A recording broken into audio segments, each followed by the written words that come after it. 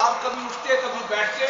اور زبان پر الفاظ یہ جاری تھے کہ اللہ کی لعنت ہو یہود و نصارہ پر،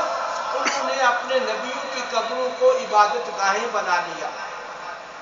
انہوں نے اپنے نبیوں کی قبروں کو پوجنا شروع کر دیا۔ تو حضرت عائشہ صدیقہ ام المؤمنین فرماتی ہیں، میں بڑی حیران ہوئی کہ آپ صلی اللہ علیہ وسلم اس تلخی میں جو آپ کا آخری وقت معلوم ہو رہا ہے،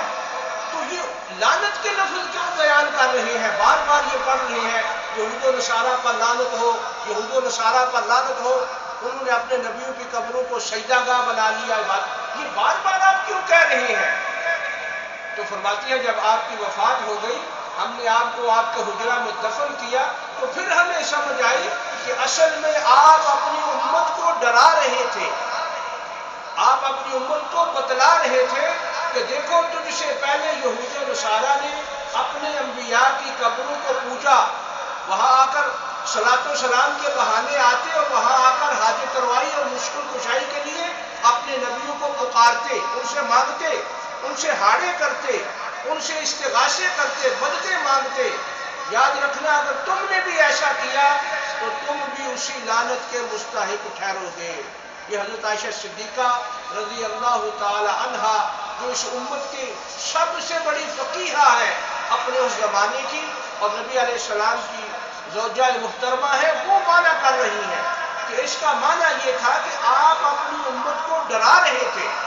کہ کہیں تم میرے ساتھ وہ نہ کرنا جو نصارہ نے اپنے نبیوں کے ساتھ، اپنے نبیوں اور بزرگوں کے ساتھ کیا۔ تو اس سے یہ پتہ چلا کہ یہ بات قطعاً کہ اللہ اور رسول کے ہاں پسندیدہ نہیں ہے کہ آپ صلی اللہ علیہ وسلم کی قبر پر کوئی ایسی حرکت کی جائے جو اسلام کے منافی ہو، تو وہاں اس نیت سے جانا کہ ہم وہاں جا کر سلام پڑھیں گے، ہم وہاں جا کر صلاۃ پڑھیں گے، قبر کی نیت کر کے جانے کی گنجائش اور اجازت نہیں ہے۔ جو بھی جائے وہ آپ صلی اللہ علیہ وسلم کے مسجد کی نیت کرے، مسجد میں نوافل پڑھنے کی نیت کرے، جیسے آپ نے حدیث میں فرمایا کہ جو میری اس مسجد میں ایک نماز پڑھتا ہے اس کو 1000 نماز کا ثواب ملتا ہے۔ یہ صحیح حدیث جو ہے یہ صحیح ہے، باقی وہ جو 50,000 والی حدیث ہے وہ ضعیف ہے، کم درجے کی ہے۔ صحیح حدیث میں آپ صلی اللہ علیہ وسلم نے فرمایا میری اس مسجد میں نماز پڑھی گئی وہ 1000 نماز کے برابر ہے، اور مسجد حرام میں نماز پڑھی گئی 100,000 یعنی 1,00,000 نماز کے برابر ہے ثواب۔ جو خانہ کعبہ میں مسجد حرام ہے وہاں نماز پڑھنے والے کو 1,00,000 نماز کا ثواب ملتا ہے۔ اور یہ جو حدیث ہے آپ صلی اللہ علیہ وسلم کی، اور غالباً یہ جو ریاض الجنہ ہے مسجد نبوی کا، اس کے باہر جو تھوڑا سا احاطہ ہے جس کے اوپر چھتریاں لگی ہوئی ہیں، وہاں یہ حدیث لکھی ہوئی ہے کہ جو میری اس مسجد میں نماز پڑھے گا اس کو 1000 نماز کا ثواب ملے گا۔ تو جو بھی مدینہ منورہ میں جائے اس کی نیت یہ ہو کہ میں آپ صلی اللہ علیہ وسلم کی مسجد میں نماز پڑھوں گا، اس مسجد کی نیت کر کے جائے، نہ کہ قبر کی نیت، کیونکہ قبر کی نیت سے خود آپ صلی اللہ علیہ وسلم نے منع فرمایا۔ دوسری والی بات یہ کہ وہاں کچھ لوگ یہ سمجھتے ہیں یا کہتے ہیں کہ وہاں سلام پڑھنا آپ خود سنتے ہیں، حالانکہ یہ بات بھی کسی حد تک درست نہیں ہے۔ سارے دلائل کو اگر اکٹھا کیا جائے جو حدیث شریف میں موجود ہیں تو آپ صلی اللہ علیہ وسلم کی ایک مشہور حدیث ہے، آپ نے فرمایا اللہ تعالیٰ نے ان للہ ملائکہ، اللہ تعالیٰ نے کچھ فرشتوں کی یہ ڈیوٹی لگائی ہوئی ہے، ان کی ذمہ داری ہے، ان کا کام ہے کہ وہ گھومتے پھرتے ہیں اور میری امت کا صلاۃ و سلام مجھے پہنچاتے ہیں۔ یعنی جہاں جہاں کوئی صلاۃ پڑھ رہا ہے، درود پڑھ رہا ہے آپ صلی اللہ علیہ وسلم پر، فرشتے اللہ پاک نے مقرر کیے ہوئے ہیں جو ان کا صلاۃ پہنچاتے ہیں۔ اب کیا پہنچاتے ہیں وہ؟ اس میں علماء کہتے ہیں جس کا صلاۃ چونکہ عبادت ہو جاتی ہے اللہ کی، جس کا قبول ہو جاتا ہے صلاۃ اس کو اس کا ثواب ملتا ہے، پڑھنے والے کو یہ پہنچانا ہے ان کا۔ تو بذریعہ فرشتے جو اللہ تعالیٰ کے فرشتے ہیں وہ پہنچاتے ہیں یہ صلاۃ و سلام۔ کسی کا سننا یا وہاں جا کر پڑھنا اور آپ کا خود سننا، اس پر کوئی قطعی دلیل موجود نہیں ہے، بلکہ ایک حدیث میں اسپیشل یہ موجود ہے، یہ روایت کہ حضرت زین العابدین جو حضرت حسین رضی اللہ تعالی عنہ کے بیٹے تھے، ان سے یہ روایت ہے، وہ فرماتے ہیں میں نے اپنے باپ حسین سے اور انہوں نے حضرت علی سے یہ روایت سنی، انہوں نے دیکھا کہ ایک آدمی مسلسل قبر پر آ رہا ہے، یعنی چند دن گزرتے ہیں پھر قبر پر آ کر بیٹھ جاتا ہے، پھر کچھ دن گزرتے ہیں پھر قبر پر آ کر بیٹھ جاتا ہے، تو انہوں نے اسے دیکھا، تو انہوں نے کہا مجھے لگتا ہے کہ تو مدینے کا آدمی تو نہیں ہے، کہیں باہر سے آتا ہے۔ اس نے کہا جی ہاں میں باہر سے آتا ہوں۔ تو انہوں نے فرمایا کہ کیا میں تجھے اس سفر کی تھکن اور تھکاوٹ سے نجات نہ دلا دوں؟ کیا میں تجھے ایسا مسئلہ نہ بتاؤں کہ تیری جان چھوٹ جائے یہاں آنے سے؟ تو جو بار بار آ رہا ہے اور قبر سے لپٹ رہا ہے اور وہاں چھپ کر کوئی پڑھ رہا ہے، شاید تو صلاۃ و سلام پڑھتا ہے اور شاید تیرا نظریہ ہے کہ یہاں پڑھنے کا آپ صلی اللہ علیہ وسلم خود سنتے ہیں، کیا میں تجھے اس تھکن سے اس مشکل سے نکال نہ دوں، یعنی ایسا مسئلہ تجھے بتلاؤں کہ تجھے آسانی ہو جائے؟ اس نے کہا جی یہ تو بڑی بات ہے، بتلائیے۔ تو انہوں نے فرمایا سن، میں نے یہ حدیث اپنے باپ سے سنی، انہوں نے حضرت علی سے سنی، انہوں نے رسول اللہ صلی اللہ علیہ وسلم سے سنی، آپ نے فرمایا صلو حیث ما کنتم، جہاں کہیں پر بھی تم ہو مجھ پر صلاۃ پڑھا کرو، فإن صلاتکم، تمہارا پڑھا ہوا صلاۃ مجھے فرشتوں کے ذریعے پہنچا دیا جاتا ہے۔ جو تم صلاۃ پڑھتے ہو جہاں کہیں بھی ہو تم، مدینہ شرط نہیں، مسجد شرط نہیں، آپ صلی اللہ علیہ وسلم کے قریب ہونا شرط نہیں، جہاں کہیں بھی تم پڑھو گے تمہارا پڑھا ہوا صلاۃ مجھے پہنچا دیا جائے گا۔ پھر حضرت زین العابدین نے اس شخص کو کہا، یہ ان کی اپنی شرح ہے، وہ فرماتے ہیں انت ہونا ورجل فی اندلس، تو یہاں صلاۃ پڑھ رہا ہے اور ایک آدمی اندلس میں پڑھ رہا ہے۔ اندلس یہ اسپین میں ایک جگہ ہے، آج کل یورپ کے وسط میں ایک جگہ ہے اسپین، اس زمانے میں اندلس مشہور تھا اس کا نام، تو دور دراز کا نام لیا۔ انہوں نے کہا تو یہاں مسجد نبوی میں قبر کے ساتھ لپٹا ہوا صلاۃ پڑھ رہا ہے اور ایک شخص وہ اندلس میں پڑھ رہا ہے بہت دور دراز، تم دونوں صلاۃ کے پڑھنے میں برابر ہو، تیرا بھی فرشتوں کے ذریعے پہنچایا جائے گا اور اس کا بھی فرشتوں کے ذریعے پہنچایا جائے گا۔ اب اس سے زیادہ تو مسئلہ صاف نہیں ہو سکتا، اس سے زیادہ اس کی تشریح نہیں ہو سکتی۔ باقی کوئی نہ سمجھنا چاہے تو یہ اس کی اپنی کمزوری ہے، اپنی اس کو اصلاح کرنی چاہیے، کیونکہ آپ صلی اللہ علیہ وسلم نے کہ جو حیات مبارکہ ہے وفات کے بعد، یہ برزخی حیات ہے۔ نبی اکرم صلی اللہ علیہ وسلم جس طرح کہ یہ ایک مسلمانوں کا عقیدہ ہے کہ وفات کے بعد ہر انسان زندہ ہوتا ہے، ہر انسان مرنے کے بعد اس وقت جب موت آتی ہے تو دوسرے جہان میں وہ منتقل ہو جاتا ہے، جس کو برزخ کہا جاتا ہے، اور برزخ ایک پردہ ہے دنیا اور آخرت کے درمیان، گویا اس جہان سے نکل کر دوسرے جہان میں چلا جاتا ہے، اور جو دوسرے جہان میں چلا جائے اس کو اس جہان کی خبر نہیں ہوتی، جو اس جہان سے چلا جائے اس کو اس جہان کی خبر نہیں، ہاں اللہ تعالیٰ بتلائے، اللہ تعالیٰ کسی کو تو وہ ایک الگ بات ہے، لیکن خود وہ نہیں جانتا کہ پیچھے کیا ہو رہا ہے۔ اور اس کی واضح دلیل یہ ہے کہ کل قیامت کو انبیاء کرام کو جب پوچھا جائے گا کہ یہ جو لوگ تمہاری عبادت کرتے رہے، تمہیں پکارتے رہے، تم سے آ کر سفارشیں کراتے رہے، تم سے اپنے ہاڑے بھرتے رہے، کیا تم ان کو یہ کہہ کر آئے تھے؟ قیامت کے دن اللہ تعالیٰ انبیاء کرام کو، عیسیٰ علیہ السلام کا تو اللہ نے نام لے کر فرمایا ہے کہ عیسیٰ علیہ السلام کو اللہ پوچھیں گے، عیسیٰ فوت ہو چکے ہیں، دنیا سے ابھی ان کی وفات نہیں ہوئی، اٹھائے گئے ہیں آسمان پر، لیکن وہ دوبارہ واپس آئیں گے، پھر ان کی وفات ہوگی، تو باوجود کہ وہ ابھی اٹھائے گئے ہیں، زندہ ہیں آسمانوں پر، مسلمانوں کا اسلامی عقیدہ ہے کہ عیسیٰ علیہ السلام زندہ ہے اور دوبارہ اللہ تعالیٰ ان کو قیامت کے قریب بھیجیں گے، پھر وہ دنیا میں نظام اسلام کو قائم کریں گے، پھر اللہ تعالیٰ ان کو موت دے گا، پھر آخر میں یہ قیامت کی قریب نشانیوں میں سے ایک نشانی ہے عیسیٰ علیہ السلام کا دوبارہ لوٹنا۔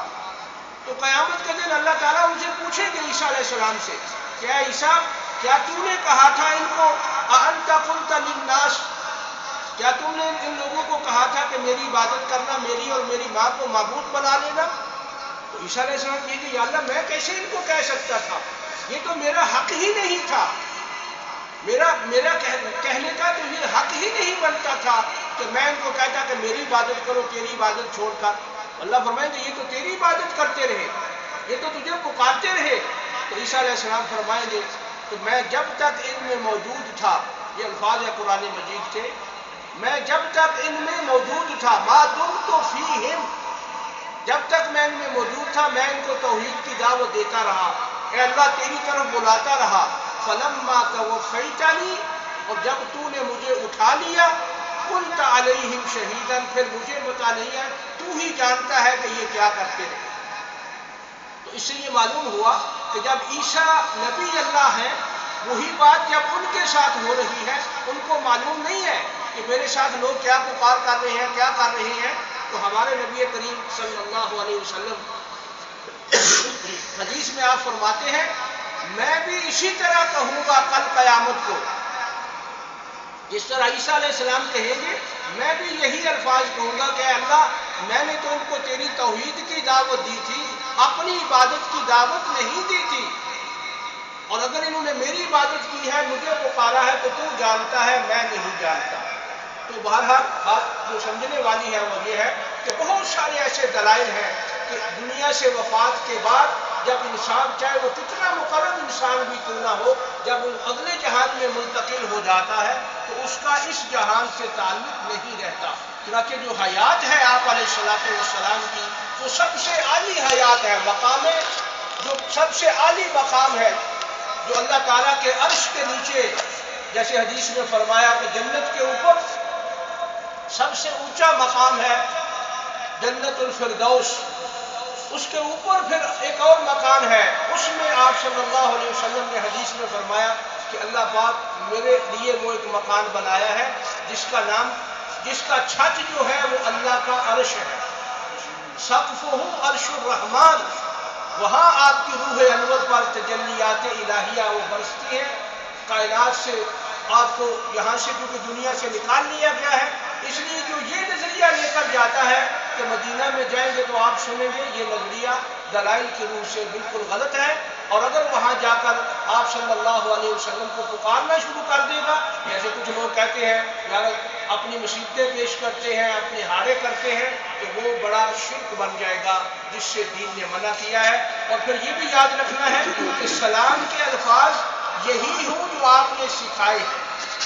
السلام علیکہ ایھا النبی ورحمۃ اللہ وبرکاتہ، کہ سلام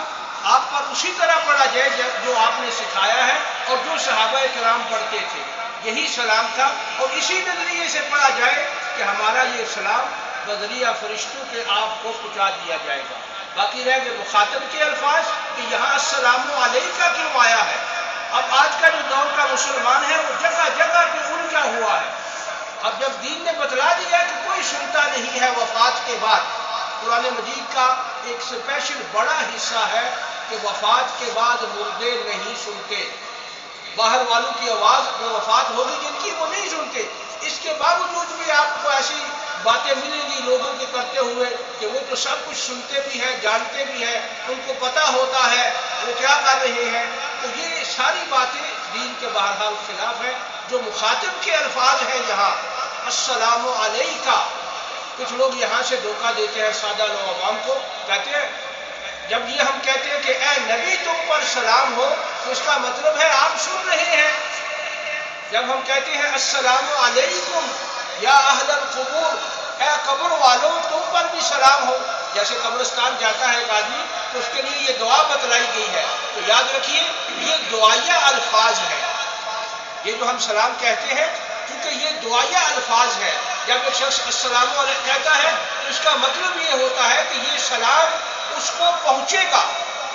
اگر وہ مردوں کو کہہ رہا ہے تو یہ دعا اس کی، یہ سلام ان کے لیے جو دعا کی ہے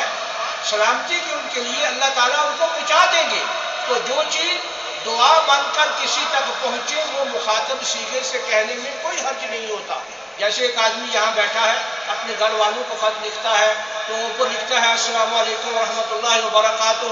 حالانکہ اس وقت اس کے گھر والے اس کو السلام علیکم سن نہیں رہے، لیکن وہ جب ڈاک میں خط کو ڈال دے گا تو وہ خط بالآخر اس کے گھر والوں کو پہنچے گا. وہ اس خط کو پڑھیں گے، وہ سلام اس کو پھر وہ کہیں گے وعلیکم السلام. نہ وہ وہاں بیٹھا یہاں یہ سنے گا نہ وہ سنیں گے. یہ ہے پہنچنے والا. جو دعائیا ہو، جو چیز دعا مانگی جاتی ہے، جب وہ کسی تک پہنچ جائے تو اس کو مخاطب سے سیغے سے کہنے میں کوئی حرج نہیں. تو اس لیے باقی بھی اس کی بہت ساری مثالیں ہیں، کسی دوسرے موقع پر اس کی وضاحت ہو جائے گی. بہرحال اپنے عقیدے کی اصلاح کرنا ہر مسلمان کا فرض ہے، اور ایسا نظریہ رکھنا جو قرآن و حدیث کے مطابق ہے یہ ضروری ہے.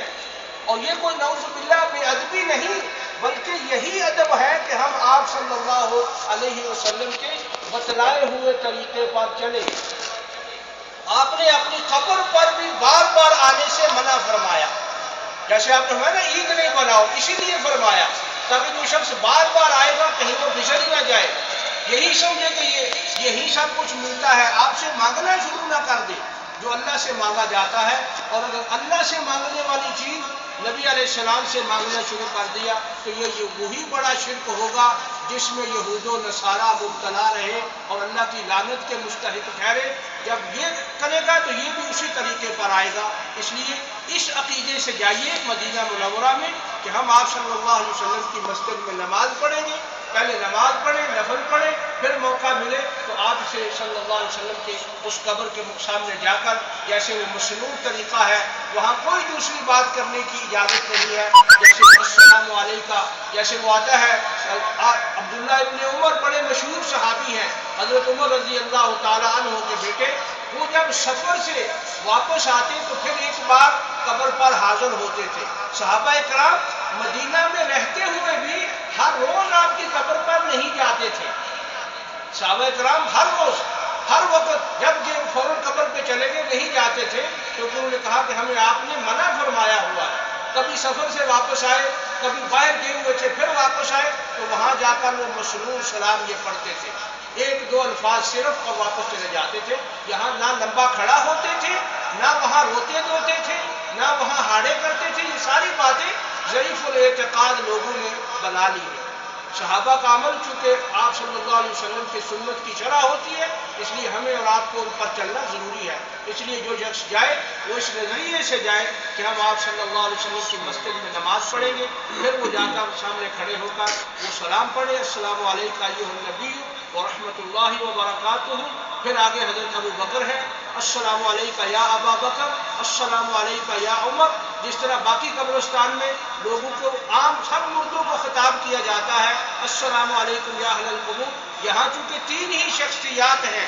زیادہ لوگ نہیں ہیں، اور پھر رسول اللہ صلی اللہ علیہ وسلم پہلے نمبر پر ہیں، ان کے آخر میں ابو بکر ہیں، ان کے آخر میں حضرت عمر رضی اللہ تعالی عنہ وہ ہیں. تو یہ سلام کا شرعی طریقہ ہے. پھر ہٹ جائے اور جا کر مسجد میں بیٹھ کر چاہے درود و سلام پڑھے، یہ جتنا مرضی یہ پڑھتا رہے، لیکن اسی نظریے سے پڑھے کہ یہاں کا پڑھا ہوا بھی فرشتے ہی پہنچائیں گے.